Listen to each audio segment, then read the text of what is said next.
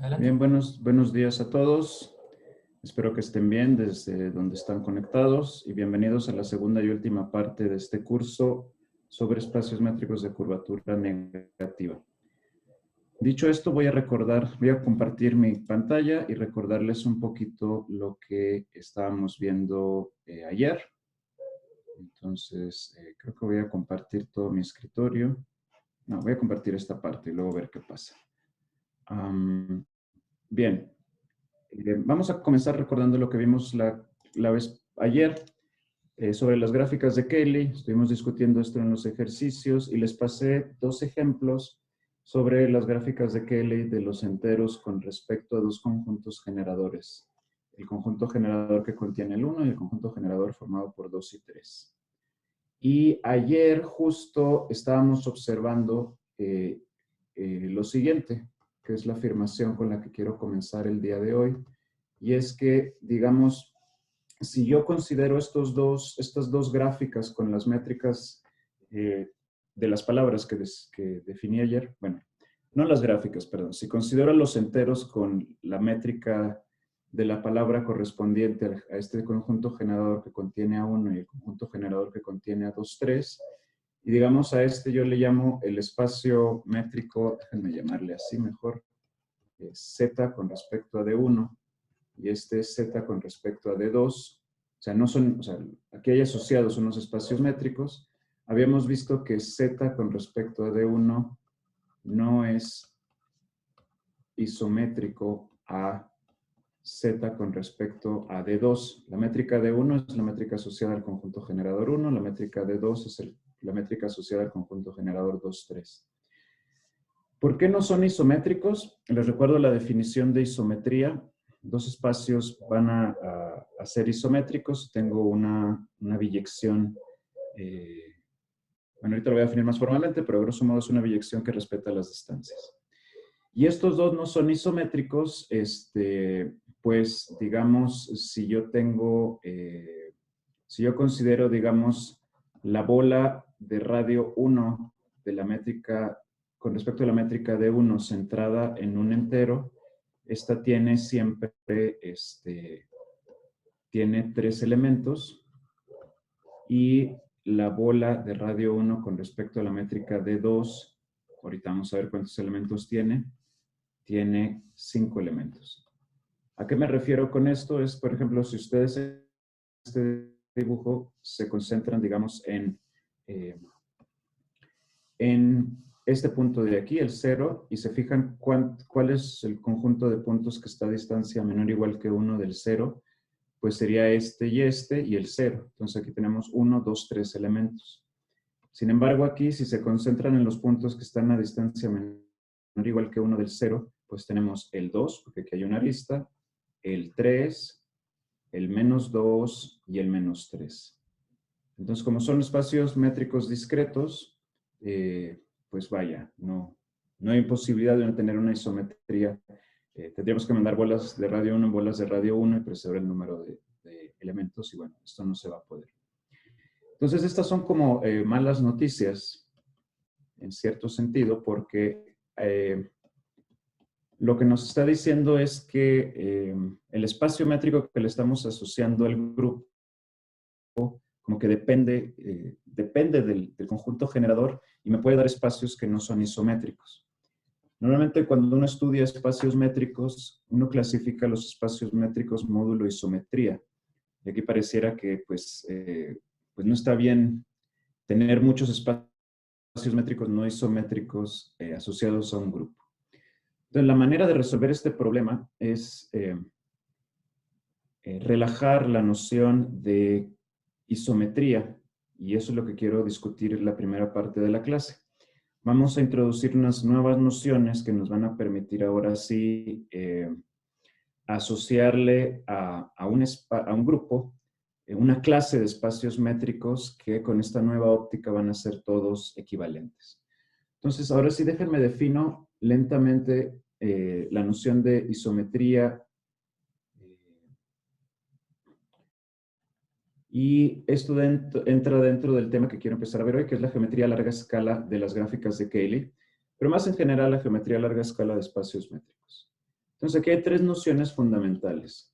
La primera noción fundamental es la noción de encaje isométrico. Entonces, para esto voy a considerar dos espacios métricos, x de y y, x de x y y de y. Las de x y de y corresponden a las métricas. Y me voy a dar una función entre ellos. No voy a pedirle que sea continuo, no voy a pedirle nada. Entonces, la primera noción que quiero ver es la noción de encaje isométrico. Vamos a decir que esta función es un encaje isométrico si respeta las distancias. Es decir, si para todo x y y se tiene que la distancia de las imágenes es igual a la distancia de los puntos que nos tomamos. Ahora, esto quiero decir encaje isométrico porque puede ser que la función no sea sobreyectiva. Se vale que x sea un espacio, digamos, entre comillas, más pequeño que y. Pero si además tenemos que hay otra función que va de y a x, tal que la composición de f con g y la composición de g con f nos da las identidades en y y x respectivamente, entonces vamos a decir que la función f con la que empezamos es una isometría. Entonces, esta es, bueno, la definición ya más formal de isometría. Hay muchas maneras de definir isometría, pero la quiero definir así para luego enfatizar cómo vamos a ir relajando esta definición para introducir los otros conceptos que quiero ver hoy. Aquí hay una serie de cosas que nada más voy a decir, no voy a probar, pero las isometrías son biyecciones y pues van a ser también, por definición, continuas, funciones continuas. Bien. Ahora, vamos a relajar un poquito esto. ¿Cómo lo vamos a relajar? Pues ya no vamos a pedir que la función preserve las distancias, sino que le vamos a permitir que las perturbe un poquito. Y eso me lleva a la noción de equivalencia Bi-Lipschitz. Entonces, voy a introducir esta segunda definición. Entonces, vamos a decir que, de nuevo, tengo una función entre espacios métricos f, una función que va de x a y. Voy a decir que es ahora, en lugar de decir que es un encaje cuasi-isométrico, voy a decir que es un encaje Bi-Lipschitz. Si me puedo encontrar una constante positiva tal que la distancia entre las imágenes de cualesquiera dos puntos, o sea, aquí me faltó poner, si para todo x en x, tenemos que la distancia entre las imágenes de esos dos puntos, ahora no es que sea igual a la distancia entre los dos puntos x, sino que está entre, me permito un error de 1 entre c y c por la distancia de x, y. Entonces, fíjense, quito la igualdad y introduzco estas dos desigualdades que me permiten tener un control sobre qué tan lejos pueden estar las imágenes en términos de la distancia de dx y x, la distancia de x a x'. Entonces, aquí es como estoy relajando módulo una corrección por un factor de 1 entre c y c. Esta es la noción de encaje Bi-Lipschitz. Ahorita vamos a ver unos ejemplos. Y vamos a decir ahora sí que el encaje Bi-Lipschitz va a ser una equivalencia Bi-Lipschitz si además me puedo encontrar una función g tal que al componerla con f y al componerla a la hora de componer f con g y g con f me dan las identidades en y y en x respectivamente. Entonces, esta noción de equivalencia Bi-Lipschitz es un poco más relajada que la de isometría y pues me permite clasificar a los espacios módulo equivalencia Bi-Lipschitz. Vamos a decir que dos espacios son equivalentes son Bi-Lipschitz equivalentes, perdón, si existe una equivalencia Bi-Lipschitz entre ellos. Y esto no es suficiente porque las equivalencias Bi-Lipschitz son cosas, es una parte de los ejercicios que quiero ver. Lo voy a poner aquí como pequeño ejercicio.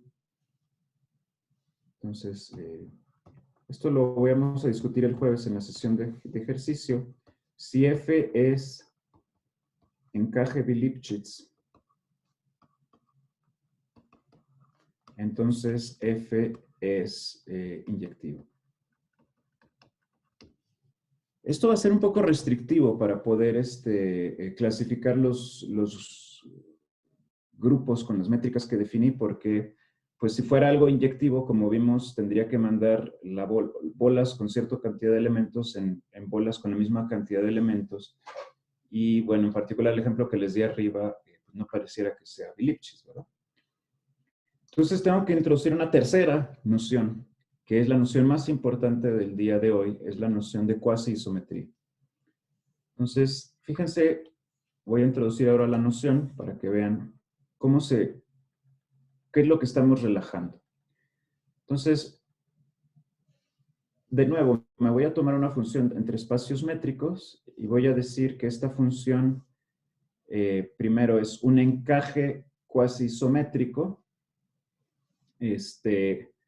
Si existen, aquí me faltó poner, perdón, decimos que esto es un encaje CB cuasi-isométrico, donde estoy pensando que C es una constante positiva y B es mayor o igual que 0, si se cumple estas dos desigualdades que tengo aquí. Ahora vamos a ver qué quieren decir estas dos desigualdades que tengo aquí.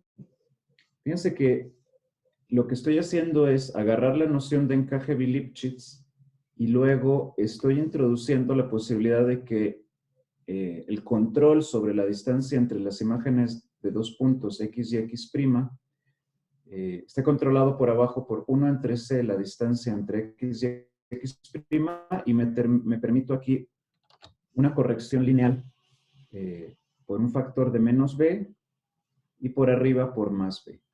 Entonces, como tener un encaje Lipschitz, pero luego estoy permitiendo también corregir por menos B y más B la distancia entre X y Y. O, si quieren, sí, permito esta variación en la distancia de las imágenes. Un poco más de lo que permitía con los encajes Lipschitz. Entonces, esta es la noción de CB encaje cuasi-isométrico. Y desde ahora les digo, en geometría de larga escala vamos a tener que acostumbrarnos a andar cargando constantes C y B. Va a parecer como que es importante estas constantes, pero en realidad no. Y vamos a medida que uno empieza a hacer geometría a larga escala, se da cuenta que pues uno puede hablar simplemente de encajes cuasi-isométricos en lugar de encajes CB cuasi-isométricos. Ahora, ¿cuándo vamos a decir que un encaje cuasi-isométrico es una cuasi-isometría? Hay varias definiciones. La que quiero dar el día de hoy es una de ellas, pero es equivalente a muchas otras que aparecen en la literatura. Y es lo siguiente. Un C de encaje cuasi-isométrico, vamos a decir que es una cuasi-isometría, si además tenemos que puedo encontrar una constante D positiva o 0, tal que para todo punto en Y existe un X en X, tal que la distancia de X a F, de Y a F de X es menor o igual que D. Esto lo que dice es que la imagen no es densa, pero es cuasi densa. Es decir, la función, el encaje cuasi isométrico, voy a decir que es una cuasi isometría, si la imagen de X, digamos, si todo punto en Y está a distancia a lo más D de los puntos en la imagen de X. Entonces, en este caso voy a decir que F es una cuasi isometría y que los espacios métricos con los que empecé son espacios cuasi isométricos. Bien. Pues bueno, esto es un montón de definiciones. Vamos a ver un ejemplo y vamos a discutir luego en los ejercicios estos ejemplos. Pero la idea del curso es darnos cuenta de que los grupos como espacios métricos están bien definidos, no módulo isometría, sino módulo cuasi isometría. Y luego vamos a discutir un invariante esencial de los grupos cuasi isométricos, que es el ser hiperbólico. Entonces vamos a ver un ejemplo sencillo para aterrizar estas ideas. Bueno, aquí hay una notación, dos espacios van a ser cuasi isométricos. Voy a poner así, una equivalencia con QI por cuasi isométrico. Viene del inglés, por eso la Q. Entonces, déjenme discuto un ejemplo que es el siguiente. Voy a considerar a los números reales, aquí van a ser los números reales como espacio métrico con el valor absoluto,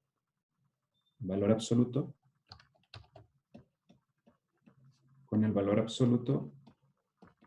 O sea, la distancia es la distancia que viene del valor absoluto.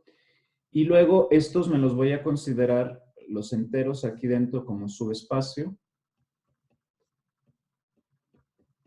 Y luego dentro de los enteros me voy a considerar a los números pares también como subespacio.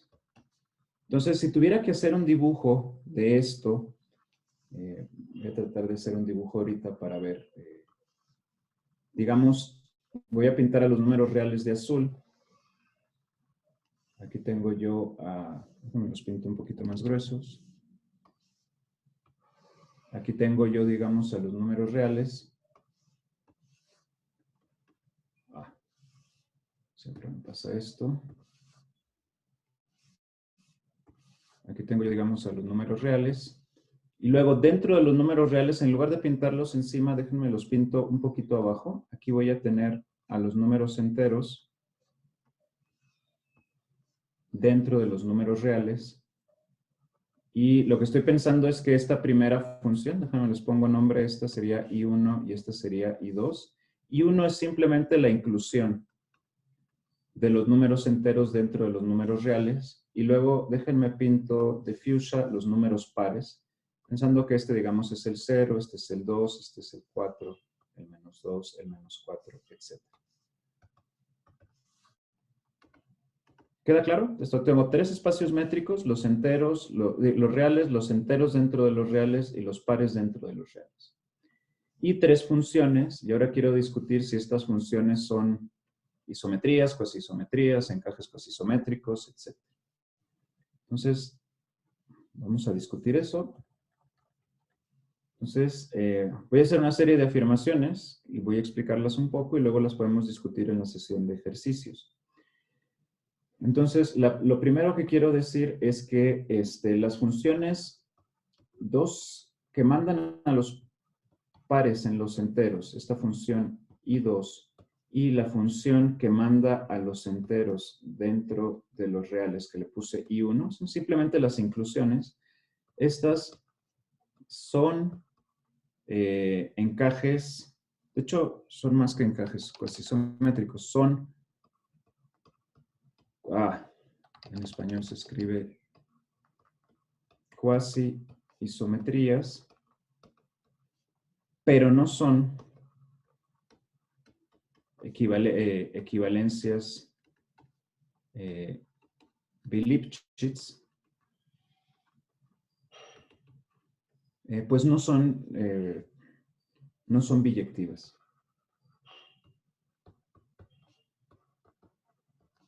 Entonces aquí estoy,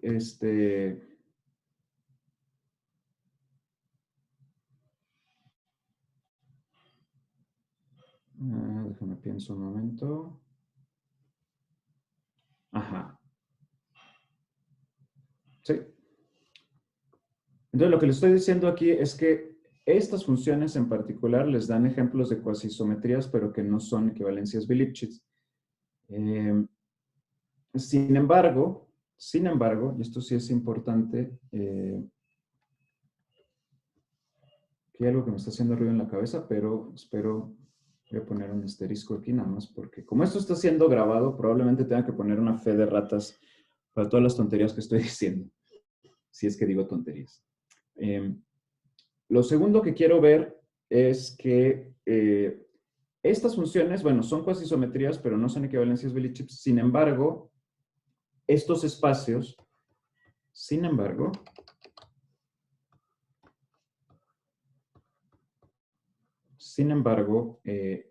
la función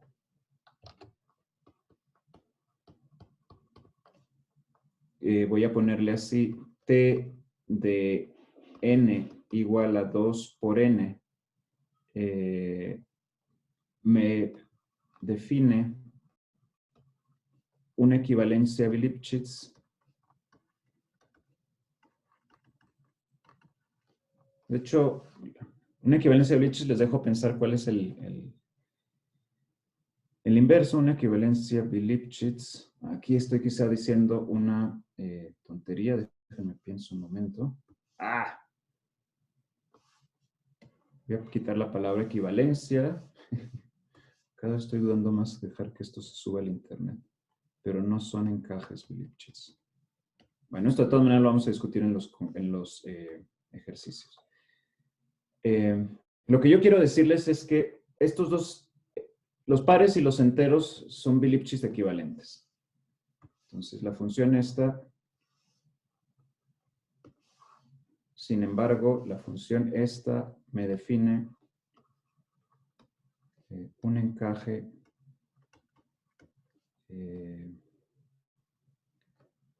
Lipschitz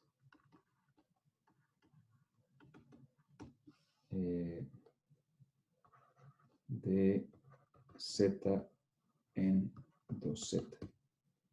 Y los dejo pensar en lo siguiente como pregunta. Y es, la respuesta es que sí, y es que, pero el ejercicio es probar por qué. Son Z y 2Z de Lipschitz equivalentes. O sea, hay encajes, pero no sé si son Lipschitz equivalentes. Sin embargo, esta es la observación que quiero hacer. Z y los números pares no son isométricos.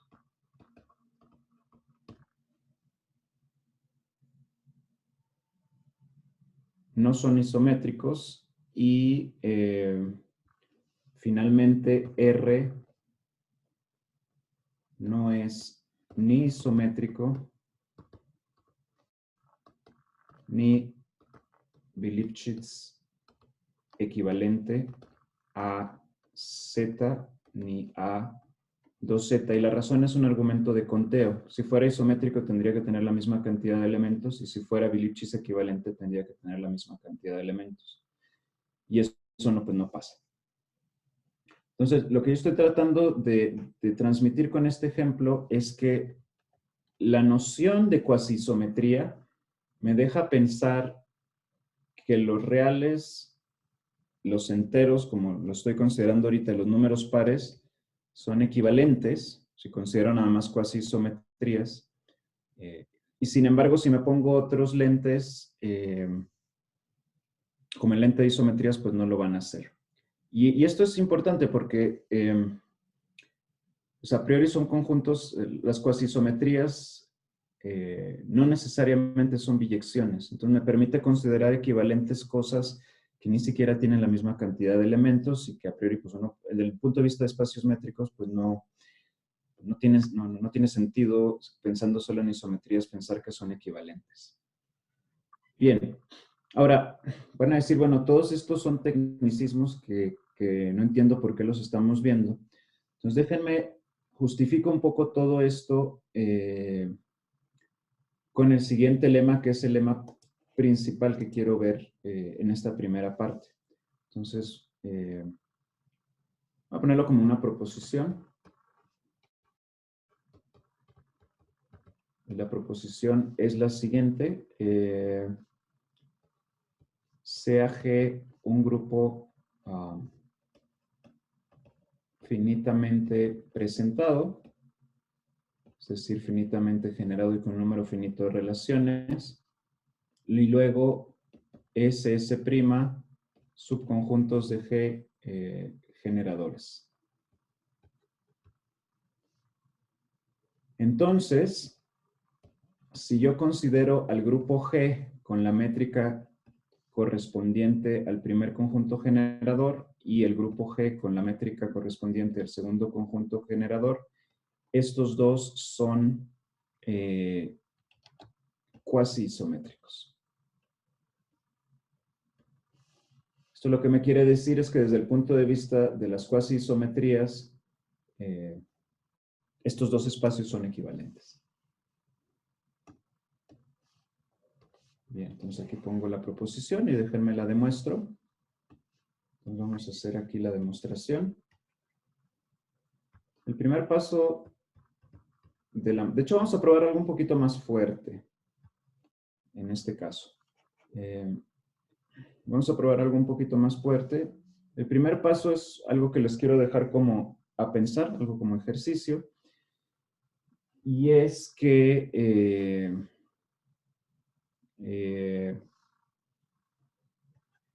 dos espacios métricos son, si son, me lo pongo bien.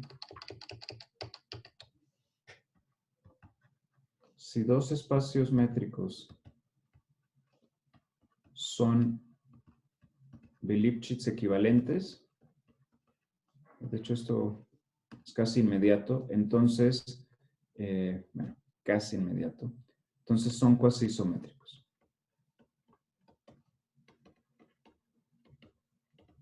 ¿Por qué digo esto? Porque en realidad lo que voy a probar es que el grupo G con la métrica de S y el grupo G con la métrica de S' son Be-Lipschitz equivalentes. Entonces probaremos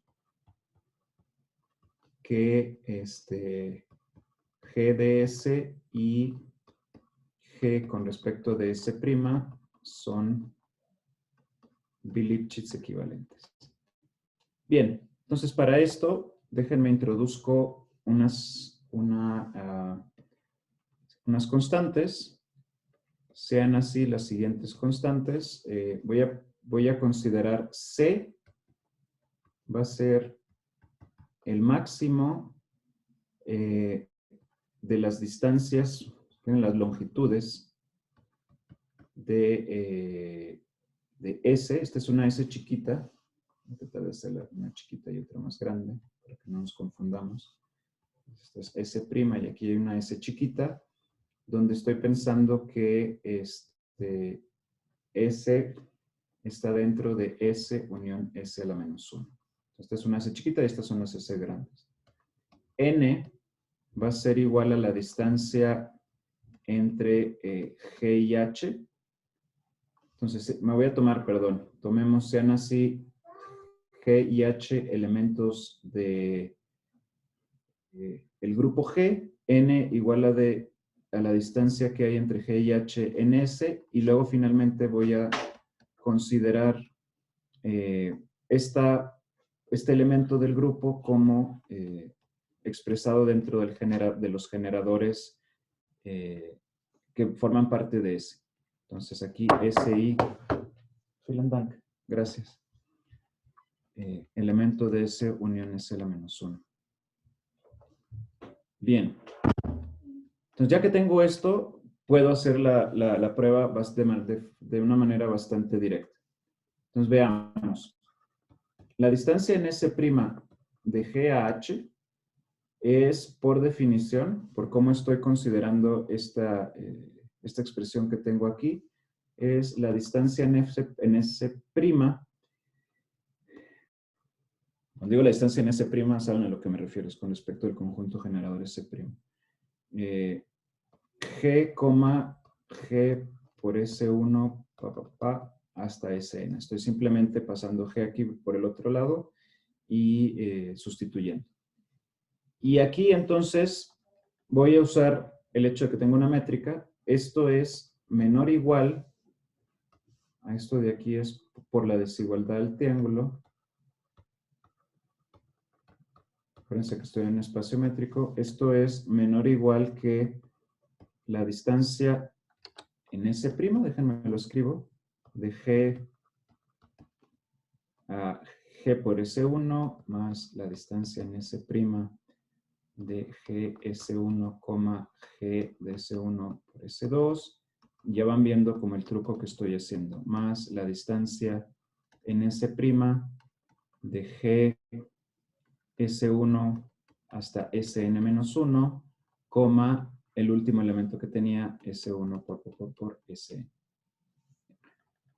Y aquí voy a usar una cosa que también es importante que ustedes piensen.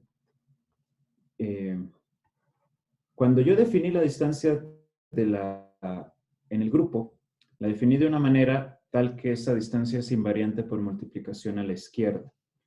Entonces, aquí voy a usar que la métrica ds' o la métrica ds es invariante por multiplicación por la izquierda. ¿Qué quiero decir con esto? Es decir,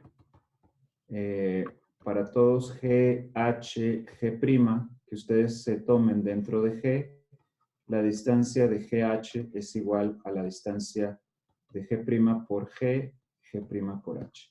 Esto no es difícil de ver, es simplemente escribir las definiciones. Pero entonces lo uso para ver que esto, de hecho, no es menor o igual, sino es igual exactamente. Esto es igual a la distancia en S' de E a S1 más la distancia en S' de E a S2 más la distancia respecto a S' de E a Sn. Y entonces aquí ya uso las constantes que tengo arriba. Entonces esto es menor o igual que C por N. Pero ¿quién es C por N? Esto es C por la distancia en S de GH. Entonces, si me fijo en este pedazo y en este pedazo, con las desigualdades, aquí lo que estoy concluyendo es que la distancia de C' de GH es menor o igual que C por la distancia en S de GH. Bien. Entonces, esto lo que me está probando es una de las desigualdades que necesito para ver que es una para ver que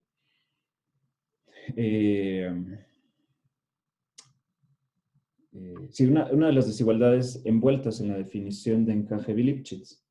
Para la otra desigualdad,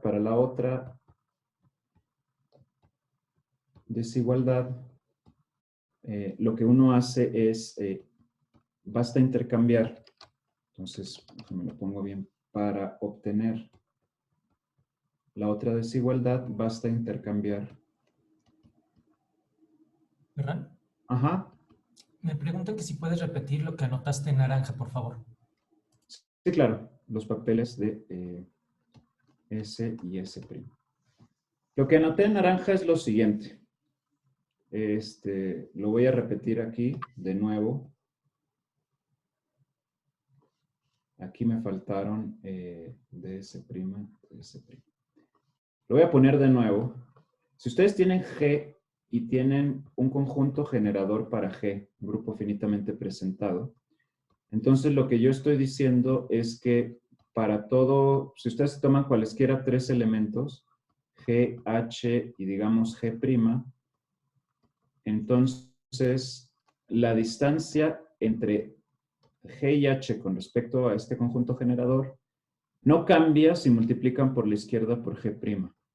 Es decir, esto es igual a ds con respecto, así. Y entonces aquí lo estoy usando, porque aquí esto es, digamos, como, este sería como mi G, este sería como mi H, perdón por el abuso de notación, y mi G' en este caso, para esta de aquí, sería, bueno, esto no son igual, aquí mi G' sería igual a G, usando esto que estoy diciendo acá abajo. Entonces, esta distancia puedo quitar la G, o puedo multiplicar por G a la menos 1, si prefieren, y no cambio la distancia. Aquí lo que estoy usando justamente es que estas dos distancias son iguales. Estas dos distancias son iguales. Estas dos distancias son iguales y estas dos distancias de aquí son iguales, por esta propiedad que tengo aquí. ¿Por qué esto es cierto? Se los dejo, ustedes lo piensen. No lo quiero hacer porque los quiero forzar a entender la distancia que estoy definiendo dentro del grupo. Una vez que entiendan eso, es transparente, es claro. que es invariante por multiplicación a la izquierda por elementos del grupo. Bien. Disculpa otra vez. Ajá. Que si puedes repetir cómo se usaba la desigualdad triangular. La desigualdad triangular se usa, claro, pues es la desigualdad del triángulo. En espacios métricos, la desigualdad del triángulo, ¿qué les dice? Si ustedes tienen la distancia de x a z, esto es en cualquier espacio métrico, déjenme lo pongo como en azul. En cualquier espacio métrico, la distancia de x a z es menor o igual que la distancia de x a y más la distancia de y a z. Entonces, aquí lo que estoy usando es un argumento que se parte en muchos pedazos. Aquí lo que estoy usando es que esto, miren, tengo G y aquí aparece G. Y luego tengo este elemento y luego tengo este elemento de aquí. Y entonces estoy introduciendo de manera artificial el elemento, digamos, este elemento de aquí.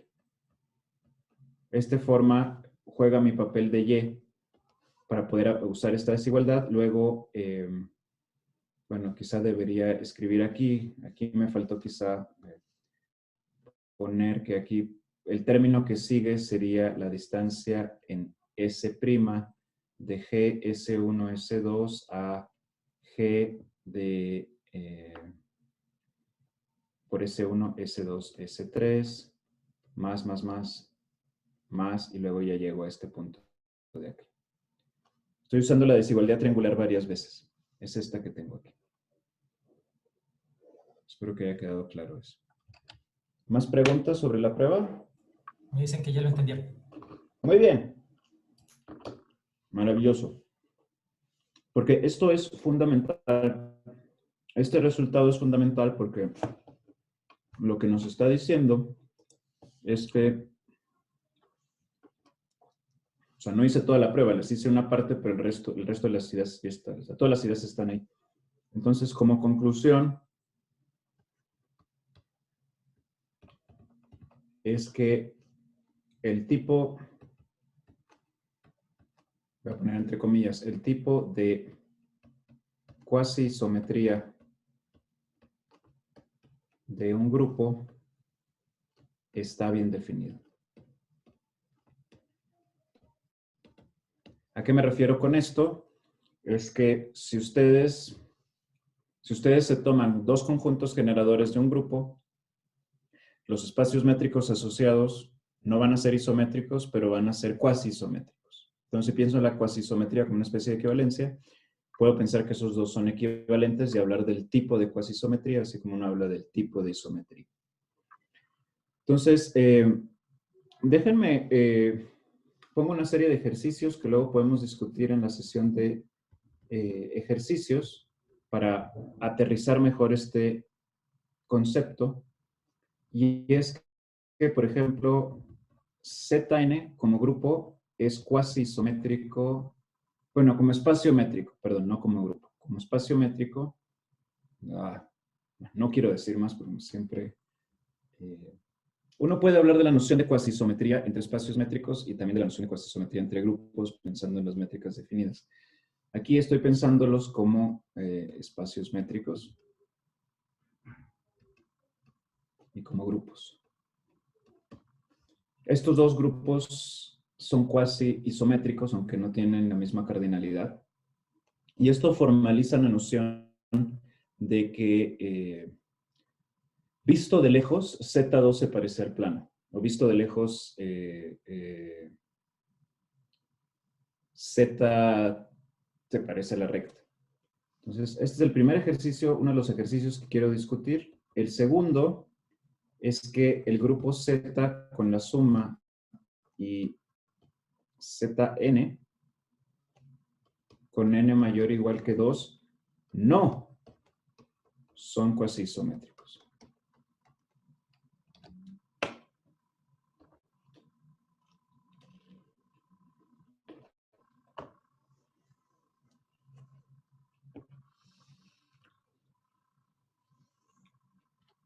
Hay que pensar un poquito por qué esto es cierto, pero esto les daré ejemplo de dos grupos que no son cuasi isométricos. Un ejercicio más difícil, que también vamos a discutir, es una caracterización de los grupos finitos. Entonces, demostrar lo siguiente, y es que un grupo finitamente presentado, finitamente generado, si quieren. Bueno, finitamente presentado para no estar siendo otras cosas. G es cuasi isométrico a un grupo finito si solo si es finito. Un grupo finitamente presentado, bla, bla, es cuasi isométrico a un grupo finito si solo si G es finito. Que no es un ejercicio tan sencillo, pero esto lo que les está diciendo es que hay una caracterización de los grupos finitos en términos de cuasi isometrías. Y déjenme les menciono, digo, no voy a probar todos los teoremas que menciono el día de hoy. Esta parte del curso es más como una exposición general para que vean las nociones que hay. Quiero enseñarles un teorema. Ferran, un Dime. momento antes. Nada más quieren que aclares que la cuasisometría define una relación de equivalencia, ¿verdad?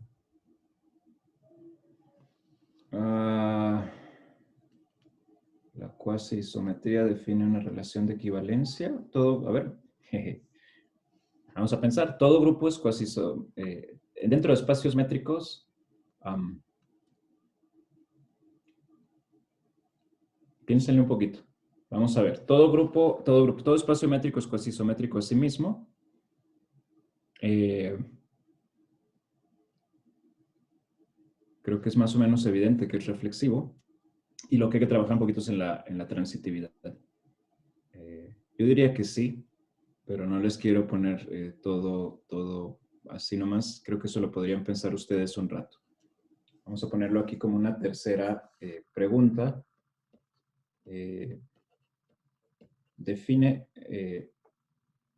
la equivalencia QI, una relación de equivalencia en espacios métricos, entre espacios métricos, perdón.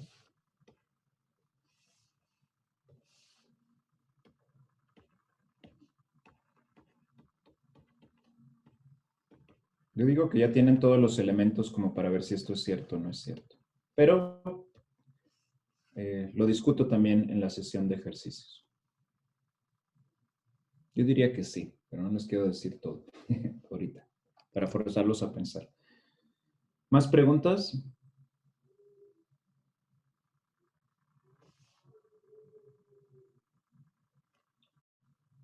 Nada en el chat. Nada en el chat. ¿Tú qué dices, Jesús? ¿Será una noción de equivalencia? Pues no hay que darles las respuestas, ¿no? Hay que dejar que ellos trabajen. Digo yo, para forzarlos a pensar un poquito. Déjenme escribir un teorema no trivial para que vean la utilidad un poco de estos conceptos. Entonces, este teorema no lo voy a probar, pero lo quiero poner como una muestra de que estos son conceptos útiles. Entonces, un grupo, vamos a suponer que tenemos un grupo G finitamente generado, cuasi isométrico a los números enteros. O sea, visto de lejos, es como la filosofía, se parece a los números enteros, su gráfica de KI. Entonces, un grupo finitamente generado es cuasi isométrico a Z, si solo si este grupo G es lo que se llama, es virtualmente Z. ¿Qué quiero decir con virtualmente Z? Esta es una noción importante dentro de la teoría de grupos. Esto lo que quiere decir es que, es decir,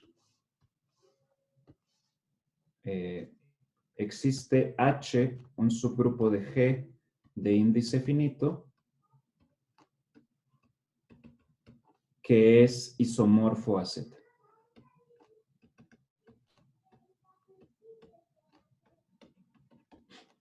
¿Por qué me gusta? ¿Por qué les quiero poner este teorema? Porque lo que tienen ustedes, digamos, es una relación entre una propiedad, entre comillas, no quiero decir geométrica, pero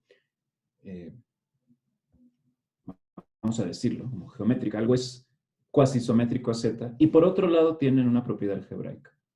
Entonces, este teorema es un ejemplo de cómo las cuasiisometrías nos están dando información sobre la estructura algebraica del grupo. Algo es cuasiisométrico a los enteros si módulo un subgrupo de índice finito, si módulo un grupo finito, digamos, son isomorfos a los enteros.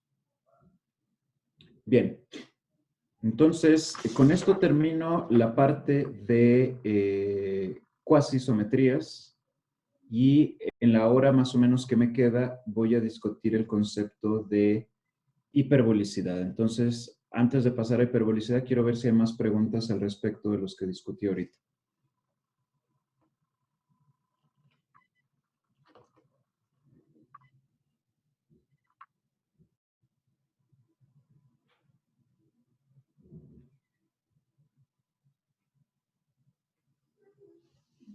Parece que no. Entonces, vamos a hablar de hiperbolicidad, que este es como ya el tema central del curso. Y veamos todo lo que quiero decir sobre hiperbolicidad. Sí, yo creo que sí me da tiempo. Entonces, aquí tenía esto. Ok. Ok, este es otro ejercicio. Va, luego les mando estas notas. Voy a dejar de compartir esto y voy a comenzar a compartir otro documento que tiene que ver con la tercera parte del curso. Va, entonces vamos a compartir este documento. En el chat hay algo... no, es lo mismo que dijo Jesús. Vamos a compartir entonces el documento que quiero compartir ahorita con ustedes. Entonces vamos a hablar de hiperbolicidad. Hay muchas nociones de hiperbolicidad, es una palabra con muchas acepciones en matemáticas. Cuando uno estudia geometría riemanniana, está el concepto también. Pero básicamente lo que quiero ahorita es pasar una idea que motiva la definición de espacio métrico hiperbólico, y es la imagen que están viendo ustedes aquí. Entonces, en la imagen que están viendo ustedes aquí, yo lo que pinté, aquí lo que yo tengo son triángulos en la esfera, pensando en la esfera con su métrica, olvídense de la métrica, pero pensando cómo son los triángulos en la esfera. Si quieren, si saben de geometría riemanniana, pensándola con su métrica de curvatura positiva. Aquí estoy pensando en los triángulos que hay en el plano, con su métrica plana, y aquí estoy pensando en cómo se ven los triángulos en el espacio hiperbólico. Entonces aquí la curvatura es curvatura más 1, aquí la curvatura es 0 y aquí la curvatura es menos 1. Y ven ustedes en esta imagen que los triángulos en la esfera son gordos. Entonces este es gordo, este es plano y este de acá es flaco. Y yo creo que la magia de la definición que voy a introducir es que la persona que la introdujo, mucha gente le atribuye esto a Gromov, es que uno puede capturar muchas nociones de hiperbolicidad simplemente declarando que todos los triángulos del espacio deben ser flacos. Entonces vamos a hablar de triángulos flacos y de hiperbolicidad. Bien, para eso, lo primero que tengo que definir es el concepto de geodésica. Entonces voy a hablar de hiperbolicidad. Vamos a hablar ahora de hiperbolicidad en espacios geodésicos, y para eso tengo que introducir la noción de geodésica. Porque los triángulos, como los pinté aquí, pues ustedes lo que hacen es que se agarran 3 puntos, y para definir un triángulo yo lo que estoy tomando son las geodésicas que unen esos puntos. Entonces, la primera definición que quiero introducir para hablar de hiperbolicidad es tomarme un cierto número positivo y x, voy a pensar que x es igual a xd, un espacio métrico. Entonces, voy a hablar de geodésica sin tener que estar hablando de curvatura, tensores y todo eso. Vamos a decir que, ¿qué es una geodésica en X? Una geodésica de longitud L en X es y ahora ya sabemos qué es, un encaje isométrico gamma del intervalo 0L en X. Eso es.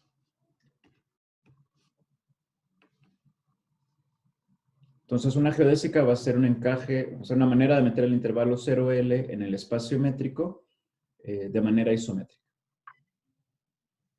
Tan, tan.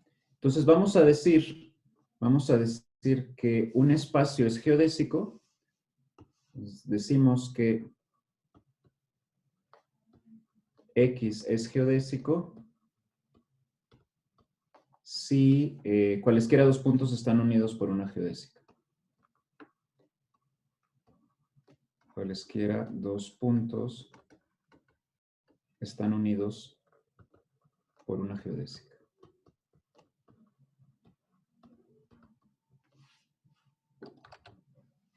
¿Y por qué digo, introduzco esto? Porque es lo mínimo que necesito para poder hablar de triángulos. Si hay dos puntos que no están unidos por una geodésica, pues ahí no voy a poder hablar mucho el triángulo que tiene, sino que contiene a esos dos puntos como vértices.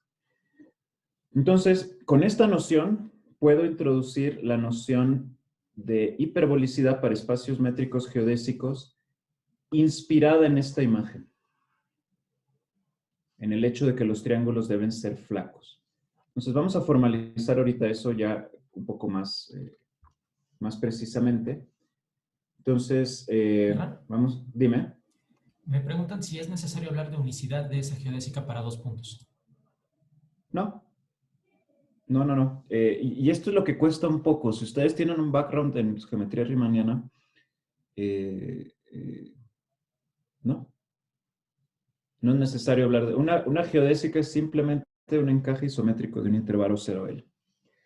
Olvídense ya de no hay curvatura aquí, no hay cosión diferencial que resolver, que me dé unicidad, no, nada. No necesariamente son únicas. Como un ejercicio mental sería justo encontrar un espacio donde pues las geodésicas no sean únicas. Y creo que la pista está por aquí. No hay unicidad necesariamente de geodésicas. Bien, entonces vamos a hablar rapidito de hiperbolicidad en espacios métricos geodésicos.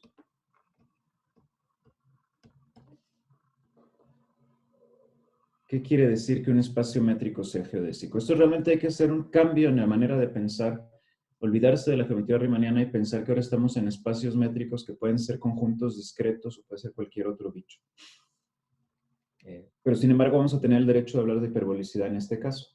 Entonces, para poder hablar de hiperbolicidad, tengo que introducir la noción de triángulo flaco.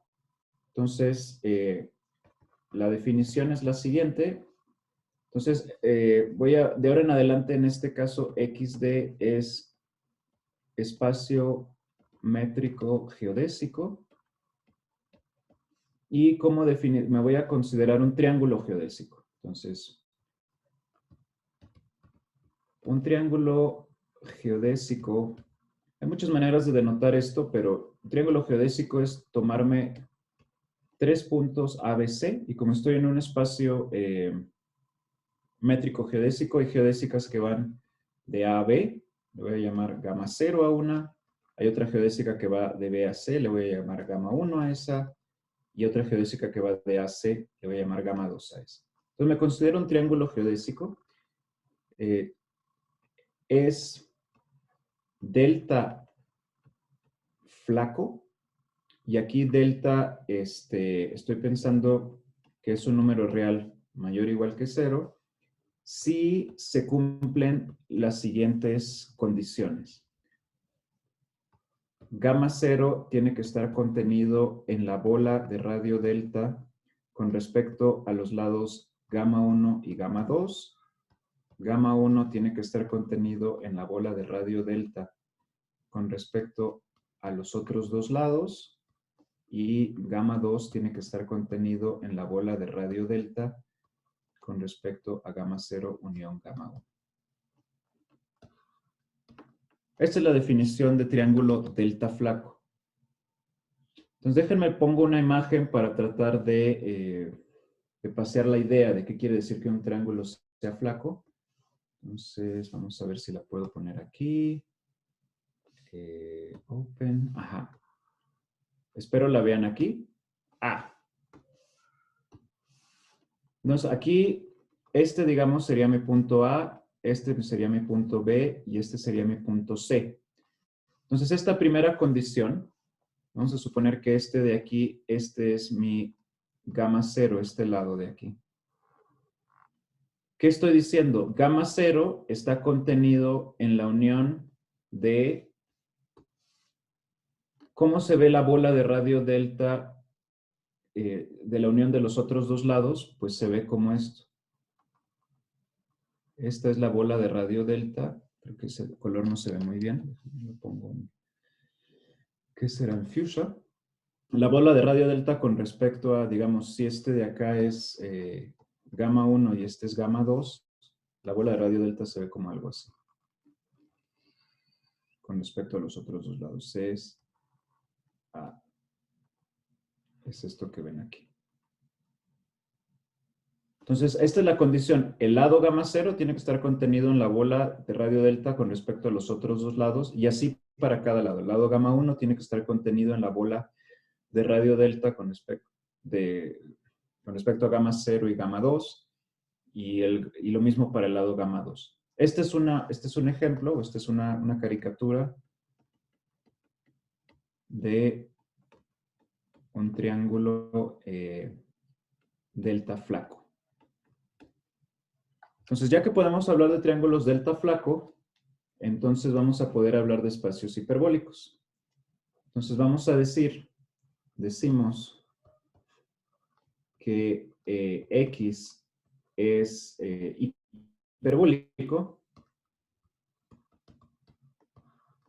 si existe delta mayor o igual que 0, tal que todo triángulo geodésico es delta flaco. Ferran, ¿Sí? que si puedes definir, bueno, puedes recordarnos cómo se define una bola con respecto a dos lados. Pues puedo definir lo que es una bola con respecto a cualquier conjunto. Gracias por la pregunta. Déjame lo pongo aquí como pie de página. Aquí como pie de página.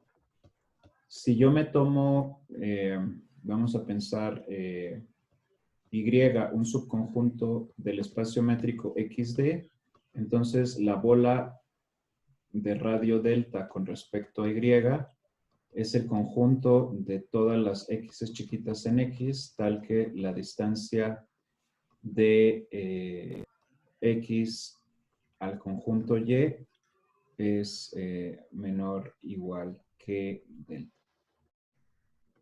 ¿Es correcto eso? Sí.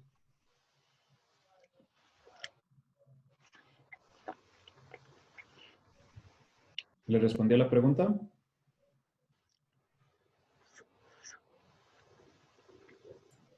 Sí, muchas gracias. Muy bien. Creo que alguien más tiene el micrófono prendido, pero no sé quién es.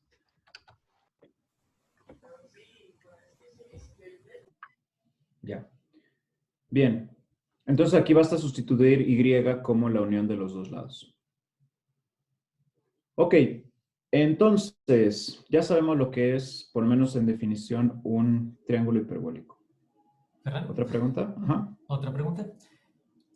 Me dicen, pensando en la analogía con las variedades riemannianas, mientras menor es la delta, ¿es menor la curvatura o cómo funciona?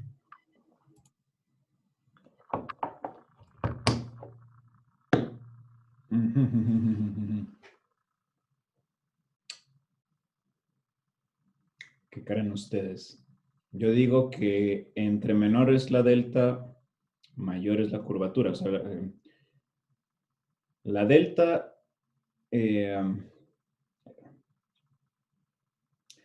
si a ver, ¿cómo lo puedo decir? A medida que la delta decrece y se acerca a cero, su triángulo se vuelve plano.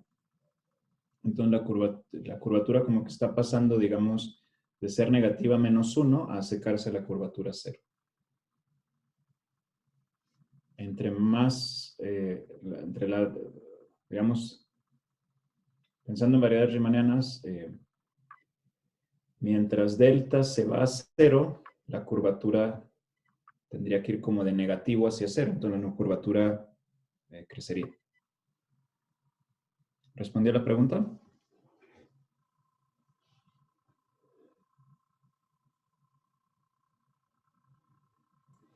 A lo mejor hay otra forma de verlo es que, ¿qué es Ajá. lo que pasa con los que son cero hiperbólicos? Que son los árboles. Sí, a eso voy.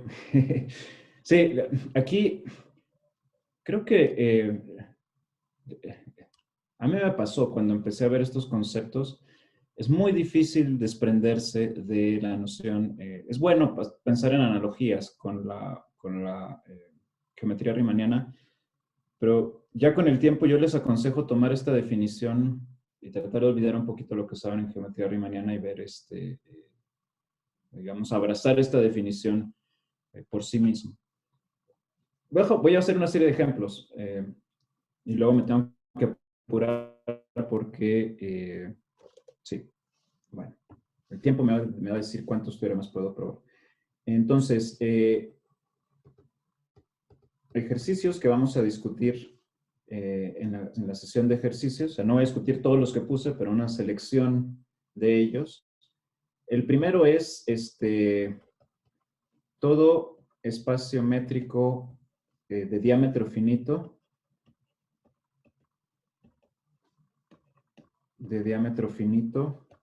es hiperbólico.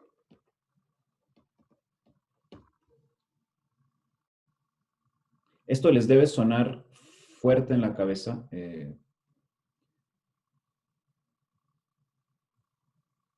Porque entonces pensamos en la esfera. Ahí es donde se rompe la analogía con la geometría riemanniana. La esfera es un espacio métrico de diámetro finito.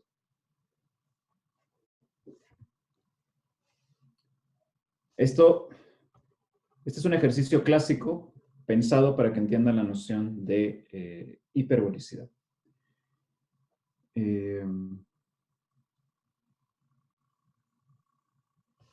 Sin embargo, aquí es, los números reales con la métrica del valor absoluto es un espacio hiperbólico. Es un espacio hiperbólico, según la definición que yo les di. Si viene de geometría riemanniana, pues no, está medio raro esto de que esto sea un espacio hiperbólico. 3. Esto lo puedo hacer. R2 no es, con la métrica usual, plano, no es hiperbólico. Y esto es sencillo, pues voy a poner un bosquejo de prueba. Pues si yo me tomo cualquier delta mayor o igual que 0, entonces basta considerar el triángulo siguiente, y el triángulo es poner aquí el origen 0, 0, y luego aquí el punto que está 3 delta, 0, y aquí el punto 0,3 delta, y considerar este triángulo. Este triángulo no es delta flaco. Pues si yo me tomo, digamos, las vecindades de radio delta con respecto a este, si este, digamos, es gamma 0, una vecindad de radio delta sería como así. Y la otra vecindad de radio delta sería como así. Y gamma 0 pues va a tener un cachito que no está contenido en la unión de estas dos. Bien. 4, y esto sí es como lo que se llama en inglés un sanity check para ver que no estamos locos. El plano hiperbólico es hiperbólico. No es un espacio métrico con la métrica hiperbólica no es un espacio métrico de diámetro finito.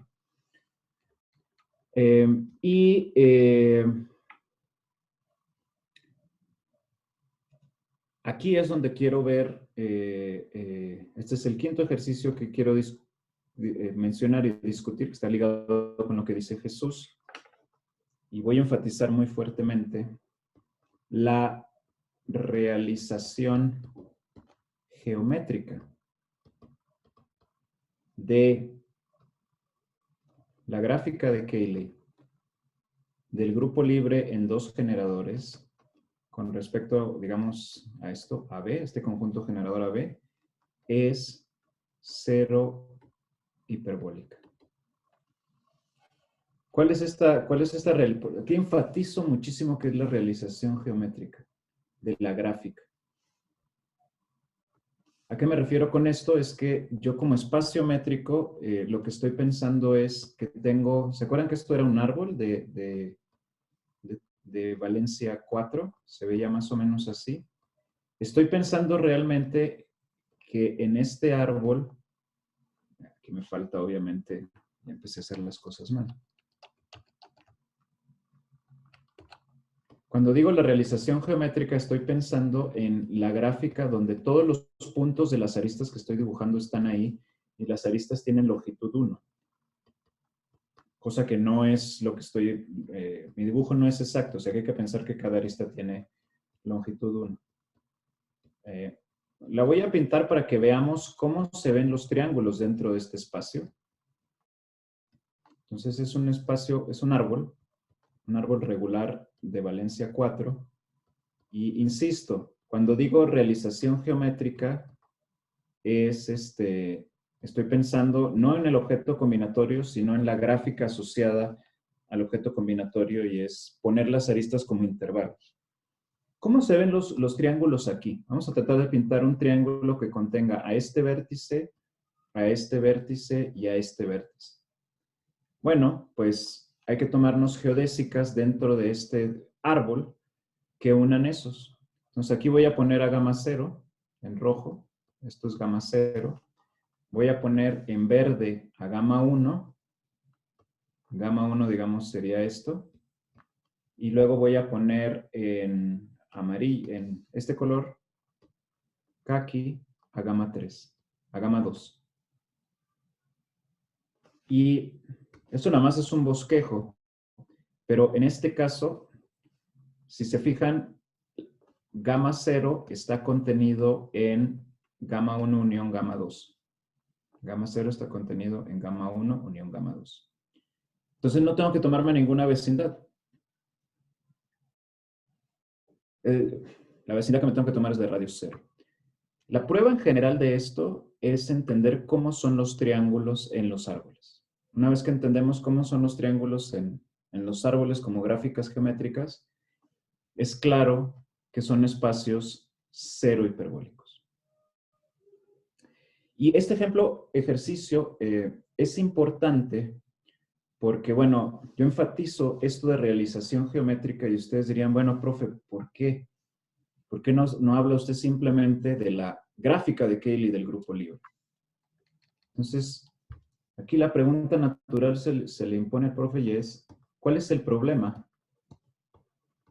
¿Cuál es el problema con la gráfica, entre paréntesis, como objeto combinatorio del grupo asociada a este conjunto AB. ¿Por qué no puedo simplemente considerarle y decir, pues vamos a hablar de hiperbolicidad con respecto a la gráfica? Y aquí la respuesta es algo que igual ustedes ya se dieron cuenta, pero si no la voy a enfatizar porque es una respuesta importante. Y es que desgraciadamente la gráfica de Cayley de F2 no es un espacio métrico geodésico. ¿Por qué no? ¿Por qué no es un espacio métrico geodésico? Y todo el problema está en que cuando yo definí espacio métrico geodésico, lo que dije es, X es un espacio métrico geodésico si cualesquiera dos puntos están unidos por una geodésica. ¿Y qué es una geodésica? Es un encaje isométrico de un intervalo. Y entonces aquí en particular, gamma es inyectivo.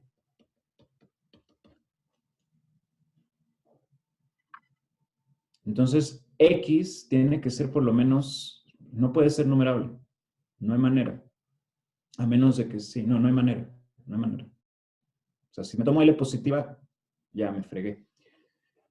Y esto lo quería presentar así para poder justificar la noción, una serie de nociones que vienen a resolver el problema. Entonces, para poder hablar de hiperbolicidad en grupos, la noción de triángulo flaco que introduje antes no sirve.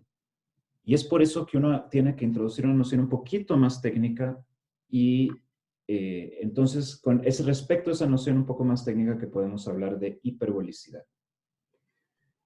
Entonces, déjenme... ¿Sí? ¿Hay preguntas? No.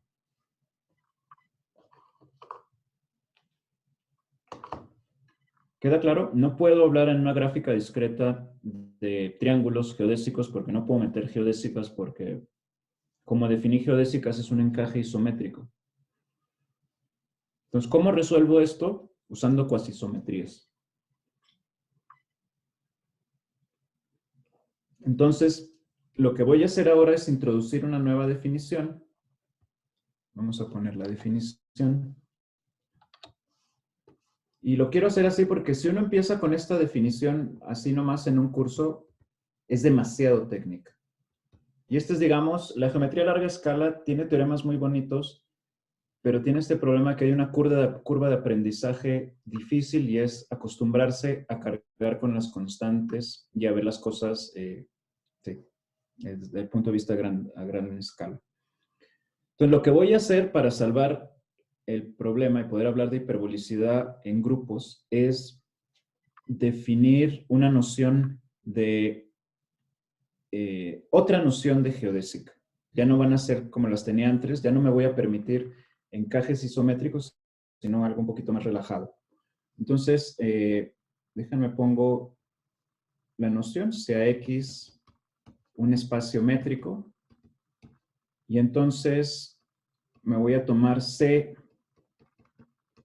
una constante estrictamente positiva, B, una constante mayor o igual que a 0, entonces y aquí es donde empiezan las palabras feas, CB cuasi geodésica es un CB, un encaje, perdón. CB cuasi isométrico gamma de un cierto intervalo I, pues quieren pueden pensarlo como un intervalo que va de T a T', por decir una cosa, en X. Entonces, ¿qué estoy haciendo? Estoy cambiando la noción de geodésica por la noción de cuasi geodésica. Para poder hablar de cuasi geodésica, entonces en lugar de encajar isométricamente un intervalo, voy a encajar cuasi isométricamente un intervalo, ¿no? Pero acuérdense que las cuasi isometrías traen sus constantes ahí que tengo que cargar, por eso pongo el CB. Entonces ya puedo hablar, en lugar de geodésicas, de cuasi geodésicas. Y entonces voy a decir, entonces decimos que el espacio XD es CB cuasi geodésico si cualesquiera dos puntos están unidos por una CB cuasi geodésica. Si es la primera vez que ven esta definición, parece un martirio, pero uno se acostumbra con el tiempo. Es nada más otra forma de pensar. Olvido lo de las geodésicas y ahora me permito encajar intervalos de una manera más laxa. Ya no necesita ser un encaje inyectivo. Permito cierto control sobre la imagen. Y eso es porque es por lo que se llama a larga escala. Entonces,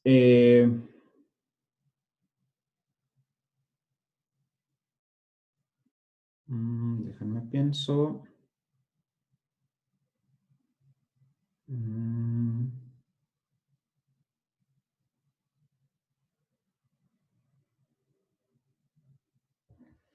Bien. Entonces, ahora lo que quiero hacer es usar esta definición. Ya puedo hablar entonces en lugar de hablar de geodésicas, voy a hablar de cuasi geodésicas. Y entonces ahora sí voy a poder hablar, en lugar de triángulos, voy a hablar de cuasi triángulos. Y en lugar de triángulos delta flacos, voy a hablar de cuasi triángulos delta flacos. Entonces vienen una serie de definiciones que no espero que asimilen ahorita. Estas van a quedar en las notas y parte del trabajo, si les interesa esta teoría, es sentarse a ver las definiciones y entender qué es lo que está cambiando en el punto de vista. Cuando pasamos, digamos, de las isometrías a las cuasi isometrías, de los triángulos a los cuasi triángulos. Entonces, he aquí la noción de cuasi geodésica. Y entonces, si yo estoy, vamos a ver esta definición. Aquí un poquito de contexto para la definición. Voy a considerar X de espacio métrico CB cuasi geodésico. Y entonces, si eso es el caso, cualesquiera dos puntos están unidos por una cuasi geodésica. Y entonces, ¿qué va a ser un triángulo CB cuasi geodésico delta flaco? Podría escribir la definición, pero la receta es, ustedes lo que van a hacer es tomarse 3 puntos, A, B, C, y en lugar de pensar en las geodésicas que los unen, van a pensar en las CB cuasi geodésicas que los unen. Entonces, normalmente esto se pinta así, se pinta como una línea así que se va, luego se puede romper, pero ahí va. Luego viene otro por aquí, vayan ustedes a saber qué hacer, bla, y luego aquí.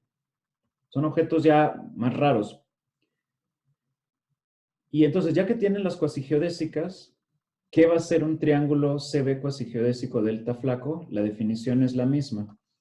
Si una cuasigeodésica es gamma 0, la otra es gamma 1 y la otra es gamma 2, nos van a pedir que gamma 0 esté contenida en la bola de radio delta con respecto a gamma 1 unión gamma 2, etc. Entonces, la receta para la definición de triángulo CB cuasigeodésico delta flaco, 3 constantes, cambie la definición de triángulo geodésico delta flaco, en la definición de triángulo geodésico delta flaco, cada lado por una CB cuasigeodésica. Bien. Y aquí es donde ya, pues como puedo hablar de triángulos delta flacos en espacios cuasigeodésicos, voy a poder hablar de hiperbolicidad. Y esta definición, de nuevo, hay un montón de constantes, pero yo digo que como que la filosofía es ver las definiciones también con ojos de geómetra a larga escala. Hay un montón de constantes, pero en realidad, salvo que le quieran probar cosas muy específicas, no, las constantes no están jugando un papel muy prominente, diría yo. Entonces vamos a decir que un espacio métrico es, me voy a considerar un espacio métrico CB cuasi geodésico y delta un número positivo o cero. Entonces vamos a decir que este espacio métrico es cuasi hiperbólico con respecto a las constantes C, B, delta, si todo triángulo CB delta cuasi geodésico es delta flaco. Pero aquí tengo como tres constantes. Me gustaría desaparecerme de una. Entonces voy a decir que es CB cuasi hiperbólico si para toda C' mayor que C y toda B' mayor que B existe una delta tal que el bicho es C' B' delta cuasi hiperbólico, como decía antes.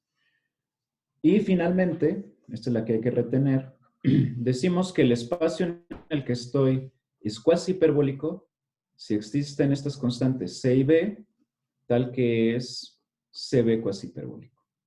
Parece trabalenguas, pero la noción en el fondo es relajar con encajes cuasi isométricos la noción de triángulo flaco y trabajar ahí. ¿Por qué? Porque en este caso ya voy a poder hablar de hiperbolicidad para las gráficas asociadas a grupos. Entonces, déjame lo pongo aquí. Entonces, aquí el ejercicio para aterrizar todas estas definiciones es el siguiente.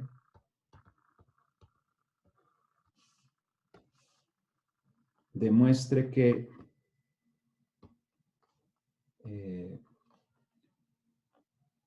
la gráfica de Cayley de este árbol que les había puesto antes, este espacio métrico discreto, o si prefieren, vamos a ponerlo así.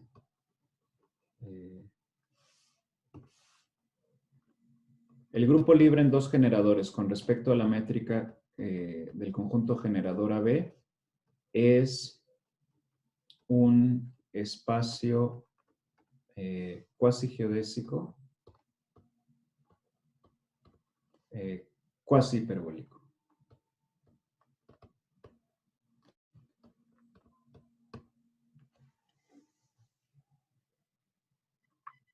Bien.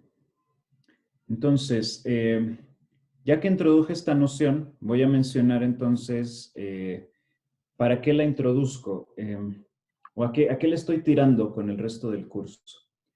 Lo que yo le estoy tirando es a poder definir la noción de grupo hiperbólico. Entonces, para poder definir la noción de grupo hiperbólico, lo que hago es, primero introduje la noción de hiperbolicidad para espacios geodésicos, veo que no jala, la relajo, tengo que trabajar con esta definición relajada y luego voy a probar que esta definición relajada es invariante bajo cuasisometrías. Entonces voy a poner dos teoremas y dependiendo del tiempo veo cuál pruebo de los dos, que me van a permitir definir la noción de grupo hiperbólico. Entonces, aquí van los dos teoremas. El primer teorema, son teoremas que lo que se usan es para poder llegar a una noción bien definida. Entonces, este teorema es, digamos, es la versión gruesa del teorema que quiero probar, del teorema que quiero probar, que no les he dicho formalmente cuál es, pero es que la hiperbolicidad en grupos está bien definida. Y el teorema es el siguiente. Entonces, son dos teoremas. Le voy a poner el teorema A. Me voy a tomar dos espacios métricos, X y Y espacios métricos. Y entonces, voy a suponer, dice lo siguiente. Si X y Y son espacios cuasi isométricos, entonces X es, ya empecé a escribir con Q, lo siento, cuasi hiperbólico, si solo si Y es cuasi hiperbólico. Bueno, y tienen que ser espacios métricos, no lo dije, cuasi geodésicos. ¿Qué quiere decir este teorema? O sea, este teorema lo que me está diciendo es, en espacios métricos cuasi geodésicos, la noción de cuasi hiperbolicidad, esta noción relajada de hiperbolicidad, es invariante por cuasi-isometría. Es decir, la cuasi hiperbolicidad es invariante bajo cuasi-isometría. Y ahora, ¿cómo junto esto con lo que les había platicado antes? Nosotros sabemos que los espacios métricos asociados a un grupo son todos cuasi-isométricos. Entonces, si hay uno que es cuasi hiperbólico, todos van a ser cuasi hiperbólicos y mi grupo entonces va a tener sentido decir que es cuasi hiperbólico, porque no va a depender del conjunto generador. Ahorita repito esto. Y el segundo teorema, teorema B, es el siguiente. Es algo que contrasta hiperbolicidad contra cuasi hiperbolicidad.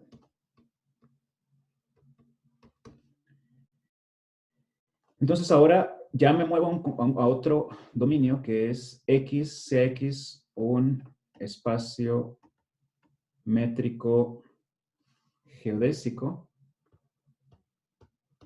Y quizá no lo dije, pero hay que pensar, bueno, si algo es geodésico, ¿será cuasi geodésico? La respuesta es que los dejo pensar. Si hay un espacio métrico que es geodésico, ¿será cuasi geodésico? No debería esperar que sí. Entonces me tomo un espacio métrico geodésico para poder hablar de hiperbolicidad. Entonces, X es hiperbólico si, solo si, X es cuasi hiperbólico.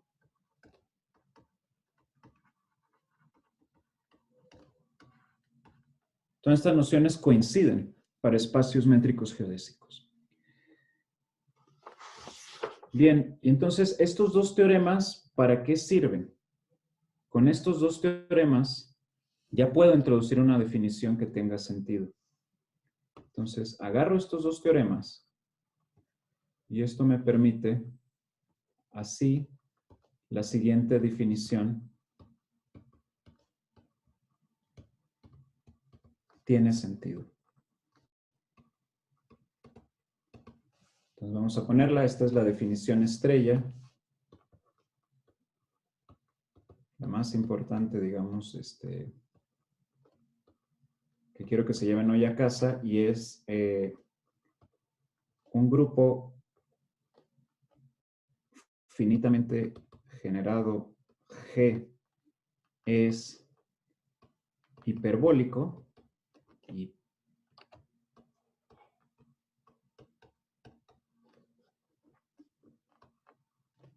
si la gráfica de Cayley de esto es cuasi hiperbólica. Entre paréntesis, para algún conjunto generador G.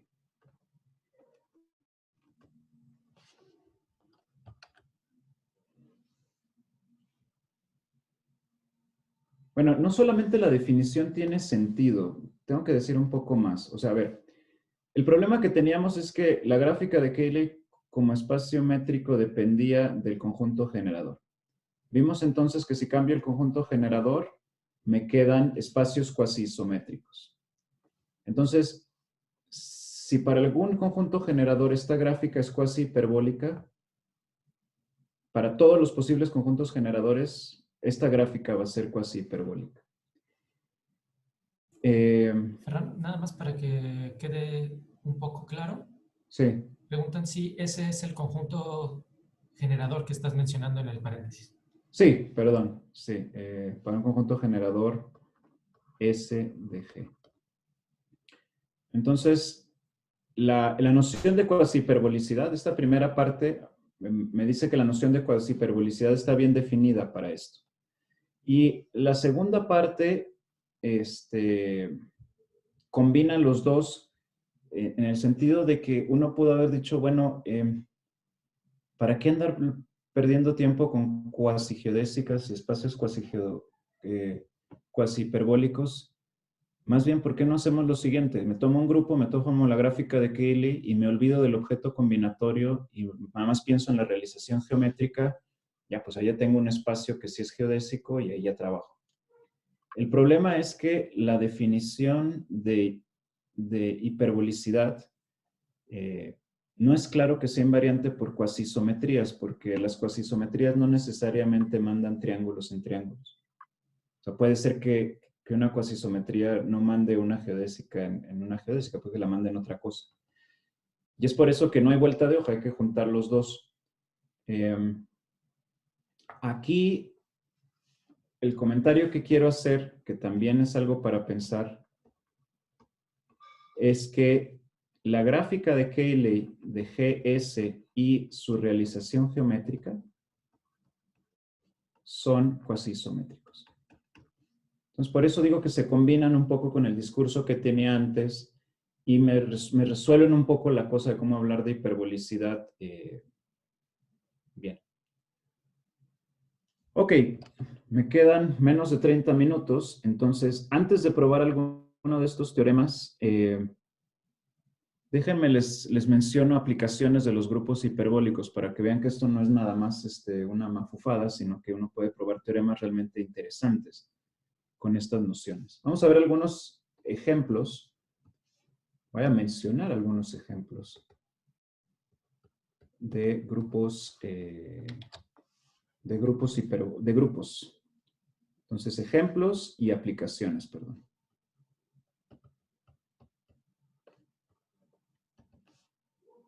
Entonces, por ejemplo, grupos hiperbólicos. Ejemplos de grupos hiperbólicos. Por ejemplo, si G es finito. ¿Por qué si G es finito? Porque su gráfica de Cayley asociada va a ser un espacio métrico de diámetro finito. Otro ejemplo es Z, porque su gráfica de Cayley es un árbol. Cualquier grupo libre, como los árboles son espacios métricos hiperbólicos, va a ser un grupo hiperbólico. Estos son ejemplos, digamos, más o menos no difíciles de ver, si uno piensa un poquito que son hiperbólicos. Pero otro ejemplo que no es tan sencillo ver es este grupo, SL2Z. Las matrices de determinante 1 de 2 por 2 con entradas enteras. Este es un grupo que aparece, está en la sopa. Se hace en teoría de números, geometría hiperbólica, geometría algebraica, por donde le vean. Este grupo, resulta que este grupo es cuasi isométrico a el grupo libre en dos generadores. ¿A qué me refiero con que es cuasi isométrico? Es que, bueno, si se toman sus gráficas de Cayley asociadas, esas cosas van a ser cuasi isométricas. Y este grupo F2, ¿cuál es el grupo F2 que estoy teniendo en mente? Es el grupo generado por las matrices 1, 2, 0, 1 y la matriz 1, 2, 0, 1. Esto genera un subgrupo de las matrices de 2 por 2 con determinante 1 y luego se puede probar que es cuasi isométrico SL2Z. De hecho, genera un grupo de índice finito en SL2Z. Entonces, este grupo es hiperbólico. Bien, y ahora sí, volviendo a los que saben de geometría riemanniana, les dije, despréndanse de la geometría riemanniana, pero hay una inspiración en los grupos que vienen de la geometría riemanniana. Y es que si yo tengo M, una variedad riemanniana, si no saben qué es, luego podemos discutirlo. Entonces, para los que sepan un poquito de geometría riemanniana, si me tomo una variedad riemanniana compacta de curvatura seccional negativa, entonces hay un grupo aquí que va a salir hiperbólico. Entonces, el grupo fundamental de la variedad es hiperbólico.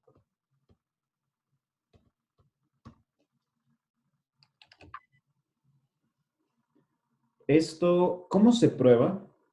Voy a decirlo por cuestiones de tiempo.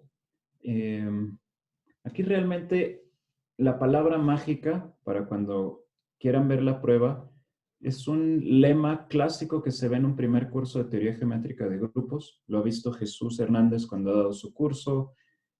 Está en el libro Decláralo.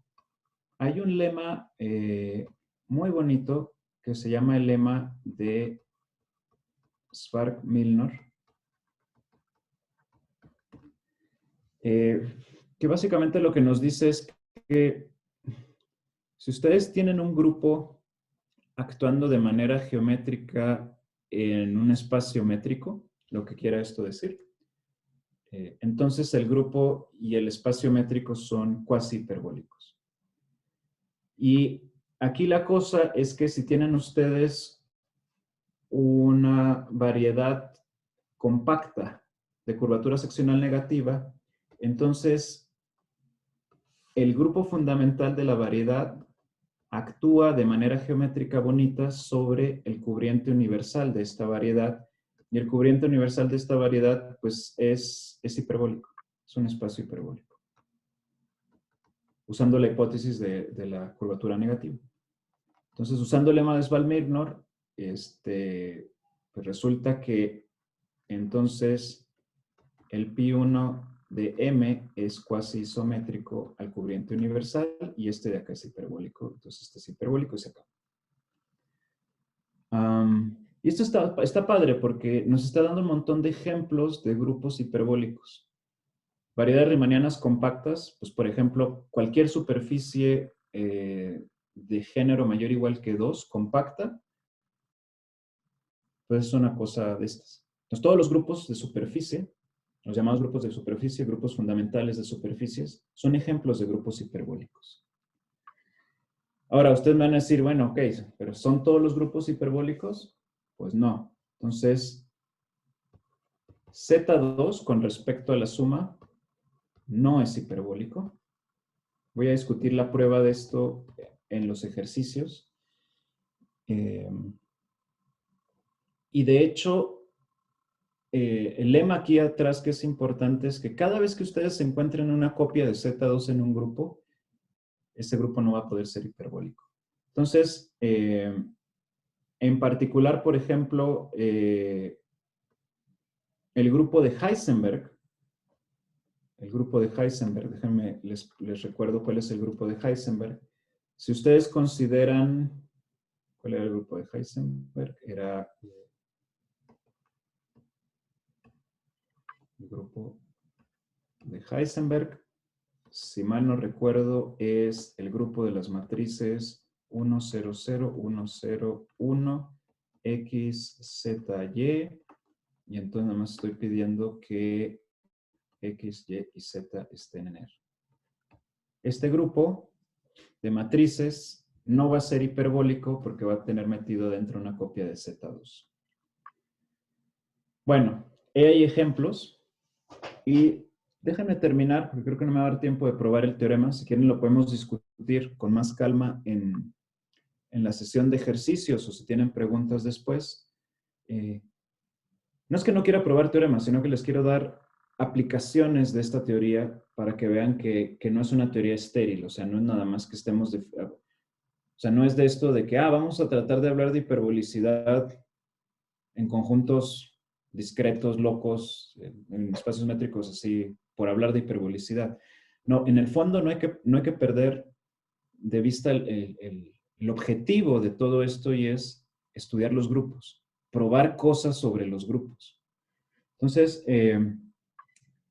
déjame terminar con aplicaciones y para esto quiero dar dos aplicaciones y ahorita las comento. La primera aplicación tiene que ver con una cosa que se llama la alternativa de Tits. Entonces,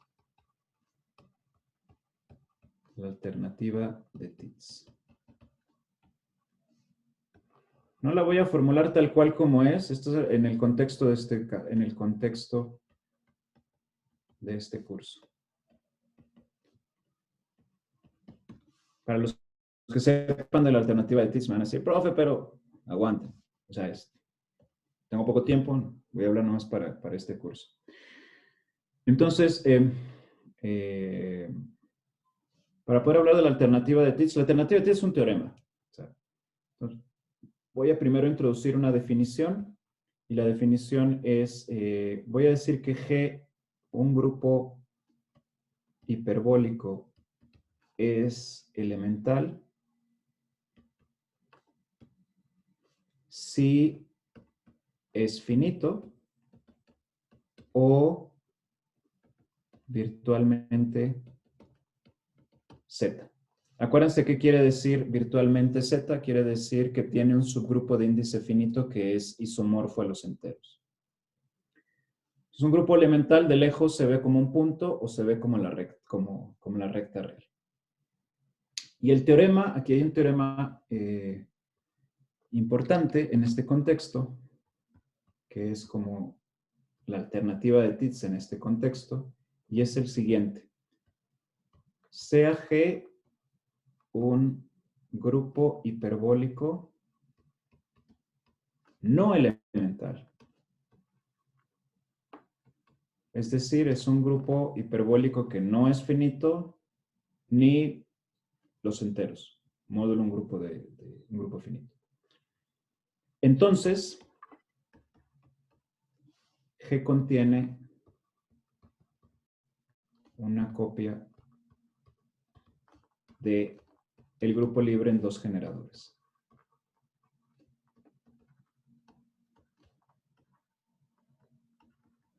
O el grupo libre de rango 2, como prefiera. Es decir, dentro de los grupos, los grupos hiperbólicos no son tan sencillos.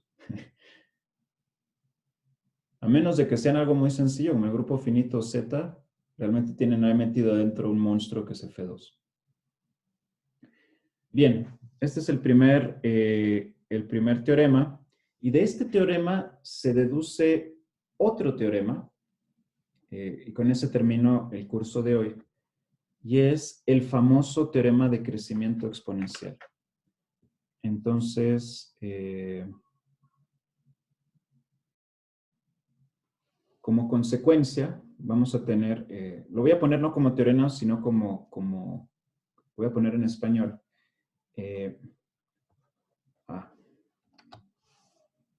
De este resultado,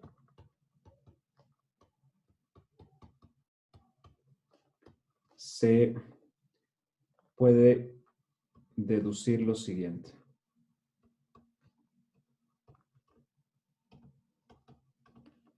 Y es que, digamos, si yo escribo a G como S con ciertas relaciones, no, déjame lo pongo así, las relaciones no las necesito. Entonces,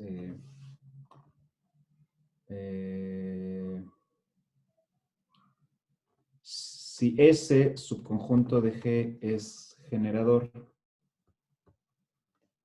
y B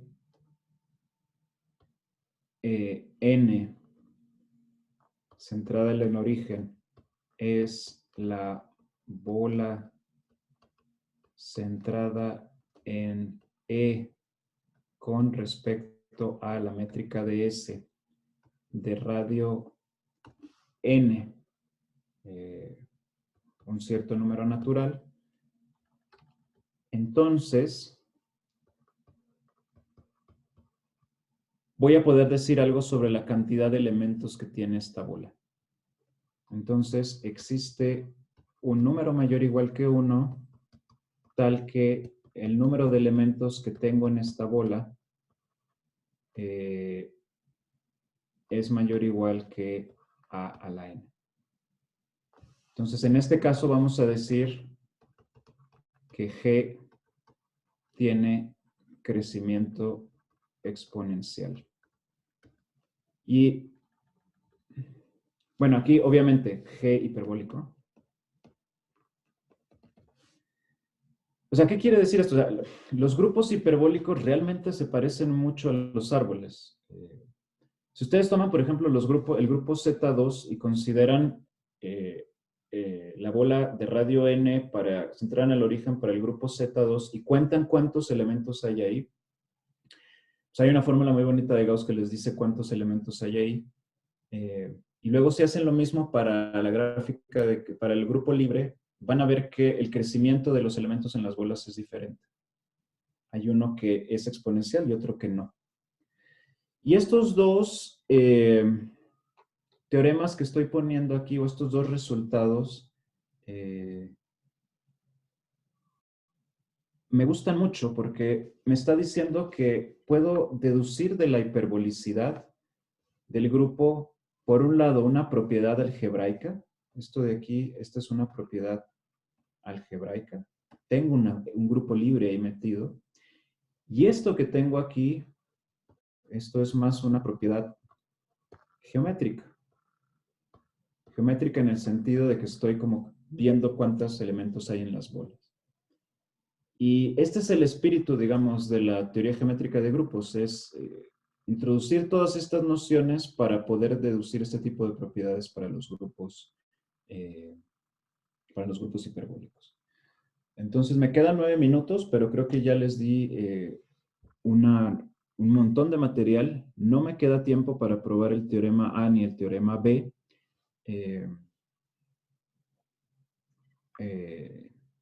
Pero les puedo comentar más en la sesión de ejercicios para aquellos que estén interesados y no por no dejar atrás.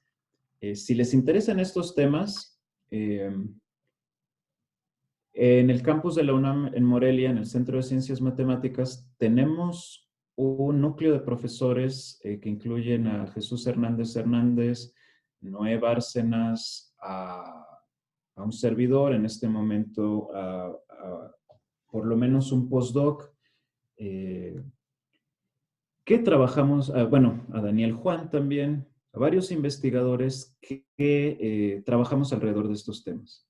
Entonces, la teoría geométrica de grupos, si se ponen a buscar un poquito en el Internet, es un área enorme que ha estado, pues, desarrollándose de manera vertiginosa en las últimas décadas, pero que curiosamente aquí en México como que no ha llegado mucho. Entonces, yo les recomiendo, no, si quieren seguir una carrera, haciéndose publicidad así, autopublicidad sin pena, estudiar más de estos temas, pues sean bienvenidos al Centro de Ciencias Matemáticas para seguir una maestría y podemos conversar con mucho gusto más sobre esto. Hay otros lugares en México también donde hay, como el Instituto de Matemáticas, creo que en el CIMAT, pero digamos en Morelia tenemos varios profesores trabajando en estos temas. Con esto me despido, les agradezco mucho su atención. Quedan 5 minutos para preguntas y si no, seguimos la discusión el jueves en la tarde, en la sesión de ejercicios.